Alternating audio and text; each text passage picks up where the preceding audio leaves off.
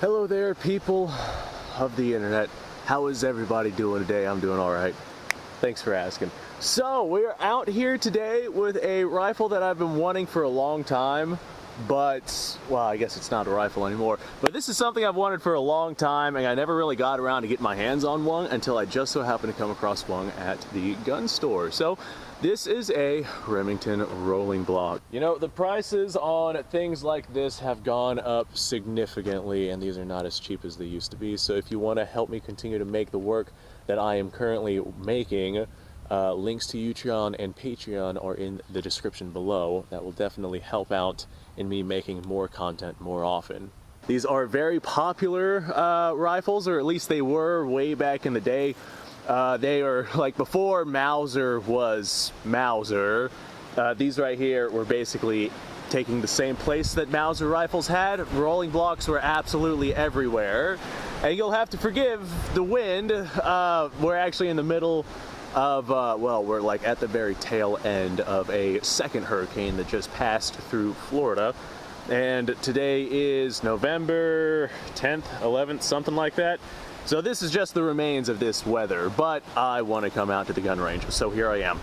So the rolling block was adopted by a lot of countries and saw a lot of service. And like I said, it was basically the Mauser rifle of way back in the day. It's a very simple action, very cheap action. Because of the way that the action functions, you can have yourself a nice short receiver, although back then they wanted nice long barrels with their rifles. But if you wanted to, you could have yourself a nice short receiver and a nice short barrel, and you could have yourself a nice compact package.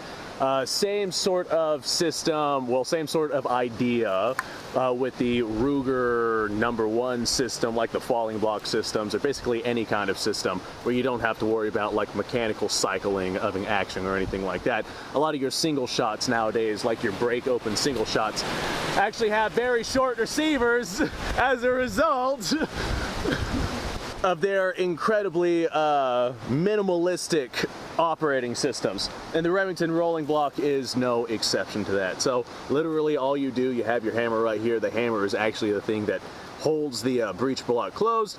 You cock that back, you can pull your breech block open, and there you go, you have access to your chamber. You can go ahead and load your chamber, you close your block, and then you pull the trigger, and that fires, and the hammer, you know, being down, in the down position, locks that chamber closed. This right here is a good way to make sure that you don't have out of battery detonations, because it's literally not going to fire unless the hammer itself is locking the system. Actually a really good idea. Now the safety on this system, as you can see, there's not exactly a whole lot of levers and attributions to this right here.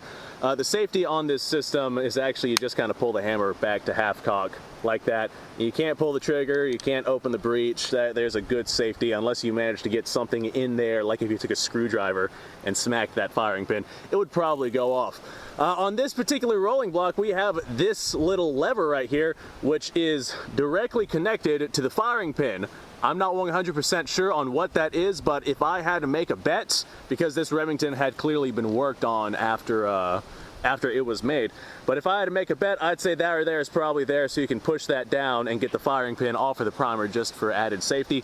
I could be wrong on that. I'm sure somebody in the comments is going to go ahead and tell me that, but that's just my speculation. That said, this rolling block right here, once a rifle, no longer is a rifle. It was converted to 28 gauge shotgun shells. And that's one of the reasons why I picked it up, because I do not have a 28 gauge shotgun. And even in times of like panic buying and whatnot, 28 gauge shotguns can still be found pretty regularly. Well, 28 gauge shotgun shells, I always see those things on the shelf. So at the front of the barrel, you can actually see where the front sight had been cut out, and this right here had been added on, this piece of metal with a front sight bead on it. It looks like that front sight bead has definitely seen better days. And on the rear, you can see how a section of the barrel was cut out right here. This right here, according to my measurements, should take 28 gauge 2 3/4 shells, and 28 gauge shotgun shells don't exactly burn at a high pressure. And these right here should be able to effectively take the pressures that modern smokeless powder 28 gauge shells are putting out. But that being said, just to play it safe, I'm only going to run like very low pressure shotgun shells in this shotgun. Although I'm sure that this action would be able to take more stout loads. I'm not going to risk it. This thing is literally from, there's a date on it, 1883, and it is originally a black powder firearm. And I don't want to push this thing to its limits, so I'm just going to run like very, very lightweight 28 gauge shotgun shells through this thing. But I figure having a rolling block on this channel channel based around firearms history and firearms mechanics, would probably be a good idea. Speaking of history, let's cover the history of this bad boy. I think it was 1864, question mark, where they were working on having like a split breech system, very similar to the rolling block system, but it was a, how would I describe it? Well, I would describe it as a split breech. The hammer and the rolling block were actually like far more interconnected than what they were on the system that originally ended up getting adopted. As time went on, they developed this right here into a system like what we see right here, as opposed to having a split breech system. We have just the full-on rolling block system, and this right here was a stronger action, which is why they went ahead and they adopted that. I can't remember the year that these ended up getting adopted. I'm pretty sure it was like not long after the Civil War that these ended up getting put into service. And these right here were adopted all around the world. Like I said, they're just incredibly cheap, incredibly simple. They're single shot breech loading rifles. There's not a whole lot that can go wrong with one of these. So a lot of countries all over the world adopted these. This has a CN5 on it. I'm not sure what that means. I tried doing some research on it to figure out what that had to do with anything, but I was unable to do that. And we have, looks like an A and an R attached to one another, and 1883 under a crown.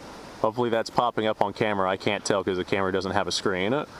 So I think, I'm not sure. I have no idea what the history behind this rifle is. But I do know that I picked it up because I wanted a 28 gauge shotgun, because I'm always seeing 28 gauge shotgun shells available. Now, as time goes on and I get more comfortable with this, SAMI specs for 28 gauge ammunition should be the same across the board, unless you're rocking like high velocity stuff and more powerful stuff, but I'm not gonna even attempt that through this 28 gauge shotgun. But as time goes on, I'll experiment and figure out what the shotgun does and does not like. But I do not, like I said, I do not want to pressure this thing. So today, what we're going to be rocking is some incredibly lightweight loads, just so I can go ahead and show you guys some functionality behind this stuff. These are just number 8 and number 9 shot, just basically skeet loads, target loads. They're not very potent at all, 28 gauge shells. Now, 20 gauge shells, these right here, whenever they were converted into shotguns a while back, a lot of them, whenever they were being sold off as surplus, were converted into shotguns. 28 gauge was a common one, but 20 gauge was also very common. Now, just because of the mass of the material still in the barrel, in the chamber and whatnot, and the low pressures that these shotgun shells fire at, it's typically regarded that 28 and 20 gauge shells are safe to use in these converted rolling blocks. However, once you get to like 16 gauge shells, that's where it starts to get a little on the sketchy side, just because a lot of the barrel material was taken out.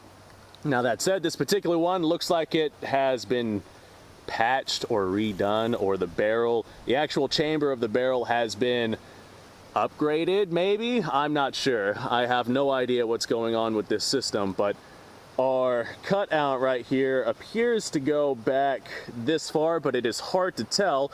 I see some wear markings right here on the back of the barrel. It could be that this right here was just the removal of the sight block. That could be a possibility, but I can't tell how far back it goes. So again, there's just me speculating. Now, originally, this right here was a rifled barrel, because this right here was a rifle in military service. I do not know the original chambering, simply because I do not know the origins of this particular rolling block. This right here, being made in 1883, is still a black powder rifle. It is not one of the smokeless powder rolling blocks, but it should still be strong enough to handle the pressures that we're going to be running through it. To load this bad boy, man, it is really windy out here. To load this bad boy, you just kind of pull your hammer back, pull this back, and then you put your shell or your cartridge casing or whatever it is that you're going to be using, put that into your chamber, you close that up. The one thing I really don't like about this system is in order to put this thing on safe, you have to pull the trigger and lower the hammer down to your half notch. And I mean, by the standards of 1883, I think that's when this one was made, by the standards of that is not that bad. That's not that big of a deal. However, by modern standards, that's not the best safety setup. So, since this right here was originally a rifled barrel, the rifling was taken out whenever it was converted into a shotgun. So this right here is just a smoothbore, and there's no choke at the end. Like this right here is literally just a tube. So, no choke, smoothbore shotgun. We're not going to get very good patterns out of this. Like, this is not going to be a long-range effective shotgun. That said, I do have a cardboard box set up downrange. And I'm just going to go ahead and stick some of this number 8 target load into that. I think this is a number 8. Let's see if we even get any pellets onto that box. Whew. Well, it shot, it fired. This right here, pull the hammer back to full cock, open this up, and right there is our shell. All right, well, as expected, there's basically no pattern out there whatsoever. And like I said, that was expected from just this smooth bore, non-choked barrel. So the patterns are going to be very spread out. So this is definitely not a long-range shotgun. Now we are out here at, I don't know, 40 yards or so, maybe, oh, between 35 and 40, somewhere in there. So we're not exactly close up on the target. So we are going to see a little bit of spread here. And, well, I'm willing to bet that just probably put a little bit more spread on that. So half cock, open this up, shell comes out, shell goes into pocket because these shells are reloadable, and I'll probably load this. Hell, I might even load it with some black powder rounds. That would be fun. Give me some brass casings to run in this thing. That would be sweet. You know what? Just for giggles, I have me some number 6 shot. This right here is Remington Express number 6 shot. Let's go ahead and see how well this patterns down there. All right, I'm firing my rolling block. All right, let me walk down there and see what we're looking at. And I'll bring you guys down there too with me. As far as the shells themselves, that wind feels good. As far as the shells themselves, I'm not seeing any bulged primers. I'm not seeing any issues that indicates overpressure. That's a good sign. And the rolling block itself, I'm not seeing any signs of any problems with this. Also a good sign. Okay, survey says, yep, that pattern is absolutely all over the place on this thing. We are seeing no deviation whatsoever. Like, hell, from the 35-40 yards we got pattern there, and it probably goes all the way down there. This is definitely not tight shooting stuff out of a rolling block that has no choking, a smooth barrel. Okay, well, thank you ever so much for watching, folks. I don't have a whole lot of 28 gauge ammunition, and I got a couple of videos that I want to make on this thing, so that's probably what I'm going to be doing. This right here is a good introductory video for the rolling block system right here. I wanted one of these on the channel for a while now, and I'm glad that I finally managed to get one to throw into the channel. I've actually got a lot of really cool stuff coming to the channel, so depending on when I upload this video, either the cool stuff is on its way or the cool stuff has already been uploaded, because my video upload schedule is absolute garbage.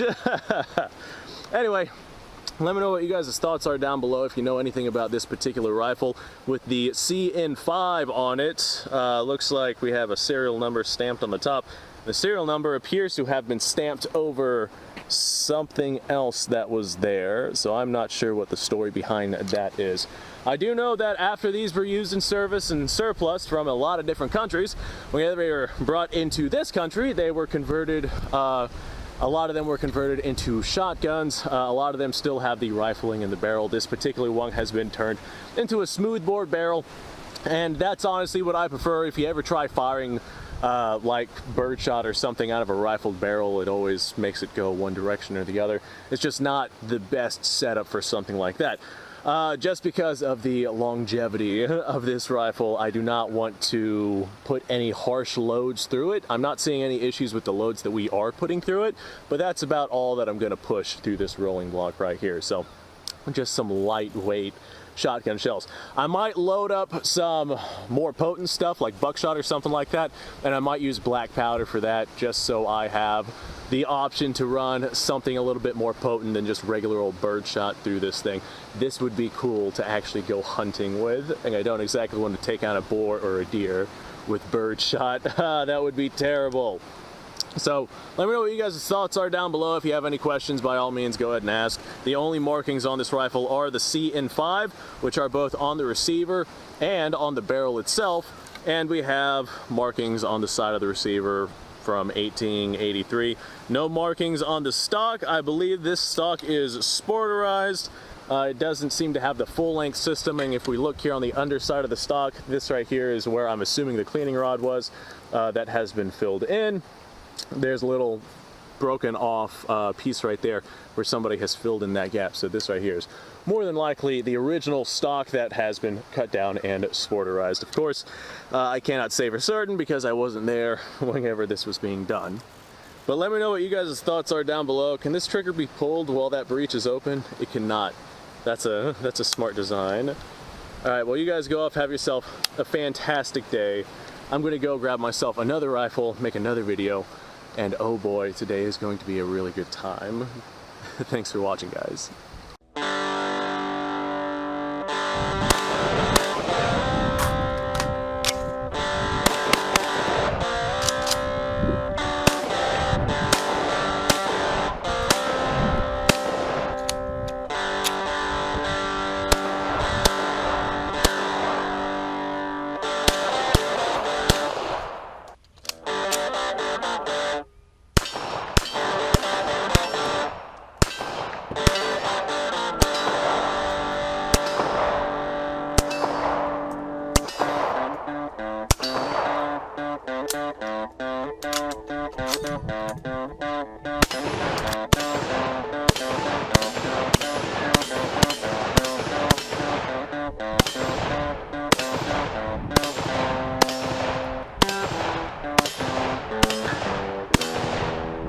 Been a little while since I've done this.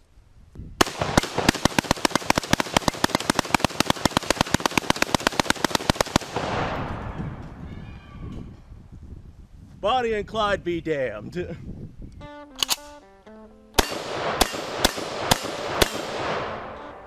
Poor man's Garen.